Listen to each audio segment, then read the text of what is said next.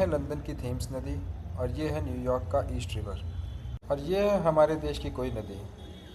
आपको अंतर साफ दिख रहा होगा।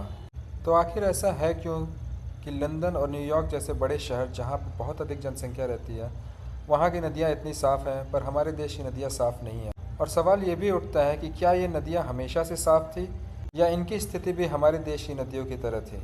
तो इसका जवाब है कि ये नदियाँ भी एक समय पर बहुत ज़्यादा दूषित थी।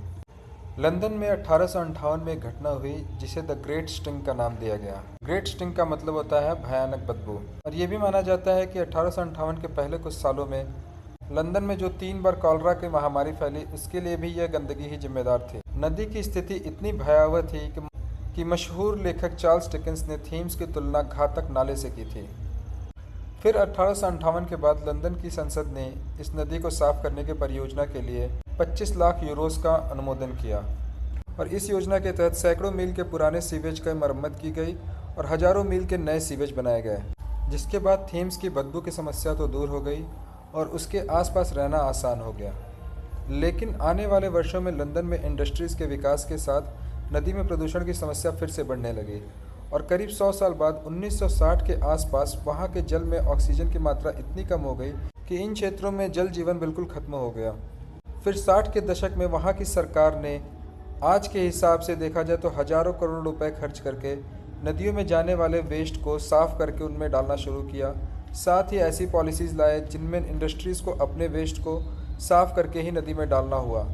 फिर 1974 में वो दिन आया जब लंदन में सालमन मछली पकड़ी गई। यह 1833 के बाद ऐसा पहली बार हुआ था कि लंदन के थेम्स नदी में सालमन मछली पाई गई। आज हमारे देश की नदियों की हालत भी पुरानी थेम्स की तरह ही है। इसके पहले भारत सरकार ने भी कई बार प्रयास किए कि नदियों को साफ किया जाए। जैसे 1986 में राजीव गांधी की सरकार गंगा एक्शन प्लान लेकर आई थी, जिसके अंतर्गत गंगा नदी पर कई सारे सीवेज ट्रीटमेंट प्लांट लगाए गए और वर्तमान सरकार भी नमामि गंगे प्रोजेक्ट के तहत गंगा को साफ करने की कोशिश कर रही है। वहीं वर्तमान दिल्ली सरकार ने भी ये वादा किया है कि वह यमुना नदी को दिल्ली में साफ कर देंगे और इस पर काम भी चल रहा है। यदि आप इन नदियों में से किसी के आसपास रहते हैं तो हमें ज़रूर बताएं कि क्या आपने पिछले कुछ वर्षों में कोई परिवर्तन देखा है इन नदियों की सफाई में। और साथ ही हमें बताइए कि आपको लगता है कि भारत में भी थीम्स जैसा परिवर्तन आ पाएगा। मेरी कोशिश रहेगी कि आने वाले किसी वीडियो में मैं नमामि गंगे प्रोजेक्ट पर भी विस्तार में चर्चा करूं। तब तक के लिए धन्यवाद। कृपया हमारे चैनल को लाइक एवं सब्सक्राइब जरूर करें।